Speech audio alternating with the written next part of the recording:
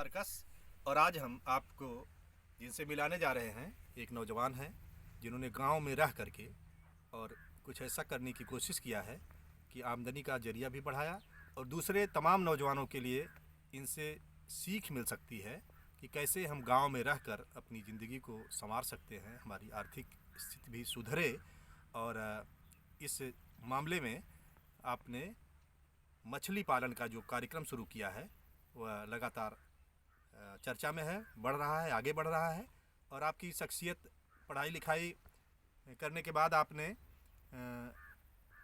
कोई ख़ास नौकरी के चक्कर में अपने को नहीं इन्वॉल्व किया। हालांकि ये प्रयास किया था इन्होंने विदेश जाने का, लेकिन वो सब चीज़ें इनके लिए उतनी सूटेबल नहीं थी। और एक और बताते चलें आपको कि ये एक गायक कलाकार के रूप में भी इनके अंदर एक बेहतरीन प्रतिभा है। और शुरुआत में तो थोड़ा इन्होंने शौक के तौर पर उसको किया, लेकिन अब उसमें दिलचस्पी नहीं ले रहे हैं। लेकिन आज की बातचीत में हम चाहेंगे कि उनका वो नज़ारा भी आपको देखने को मिले। तो ये मछली पालन का उद्यम कर रहे हैं और हमारे साथ हैं उपेंद्र सिंह, जिनको लोग प्यार से घरेलू नाम उनका गुड्डू भी है, इस नाम से भी पुकारते हैं। और इस फूलपुर विकास खंड के तमाम नौजवान आपके साथ जुड़े हुए हैं, आपसे जानते सीखते रहते हैं, मिलते जुलते रहते हैं।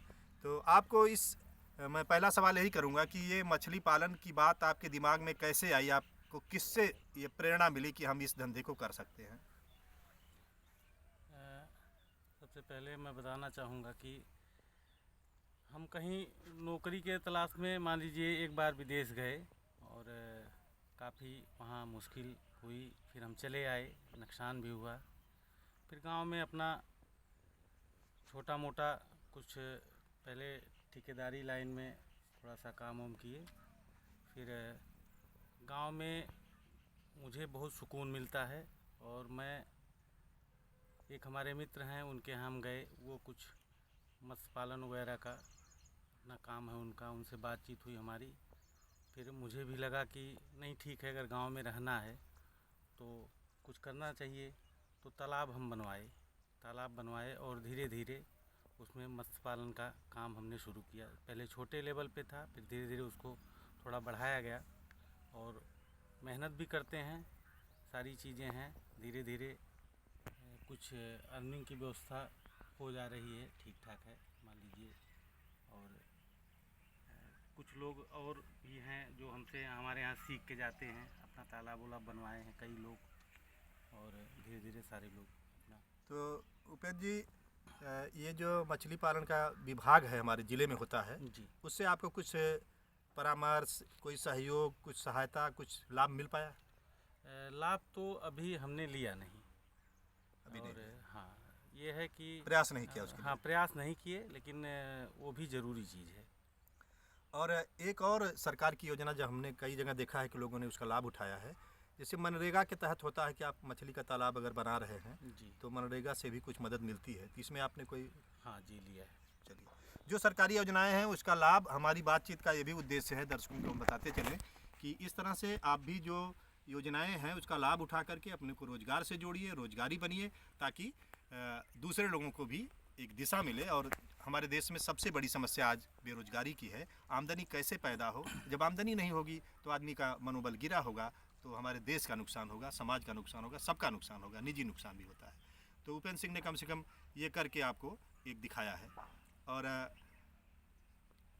आपसे 100 के करीब में भी दे देते हैं, लेकिन बाकी जगह 200 के नीचे रेट अभी नहीं है। तो वो देख करके मुझे बड़ा आकर्षित किया, क्योंकि वो भी स्वास्थ्य के लिए बड़ा अच्छा है। और आप गांव में बैठे हैं, तो इस गांव में अगर आपने एक झोपड़ा भी लगा दिया तो मैं समझता हूँ कि धीरे धीरे इस एरिया में उसका विकास होगा और आप उसके जनक के रूप में जाने जाएंगे कि आपने शुरुआत किया।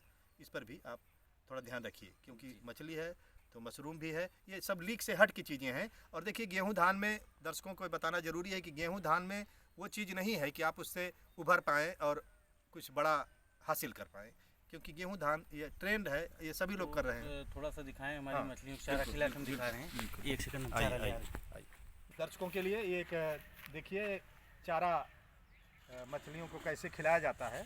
तो ये उपेंद्र सिंह जी हैं, ये चारा मछलियों को दे रहे हैं। और देखिए तमाम ये मछलियाँ आकर के अपने चारे को प्राप्त कर रही हैं।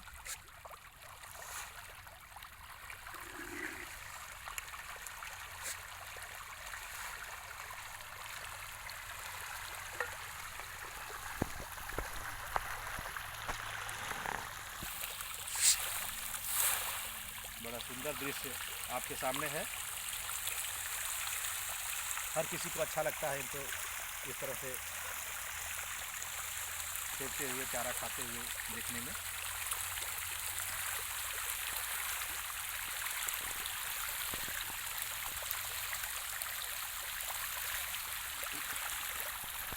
तो इनको अभी एक दिन में एक बार दिया जा रहा है।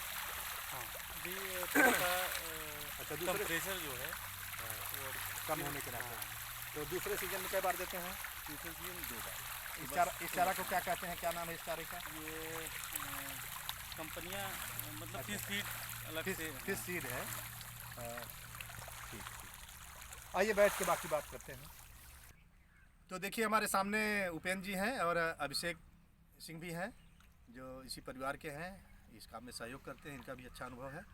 तो उपेंद्र जी को हम चाहते हैं कि इस एरिया में नौजवानों के एक लीडर के रूप में उभरें और ये जो भी कर रहे हैं उसको बाकी लोगों में भी शेयर करें और तमाम लोगों को इस चैनल से जोड़ें कि जो अपनी आजीविका पैदा कर सकें लोग और कुछ कारोबार करें। कोई भी काम आज जो सीखेगा, जिसका माहिर बनेगा, उसी को सफलता से कर पाएगा।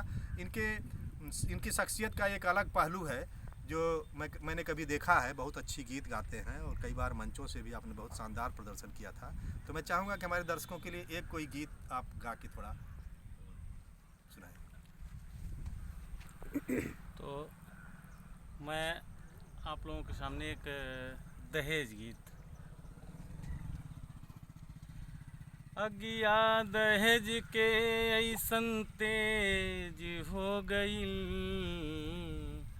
अगिया दहेज के ऐसन तेज हो गईल, बेटी जनमावल परहेज हो गईल, बेटी जनमावल परहेज हो गईल।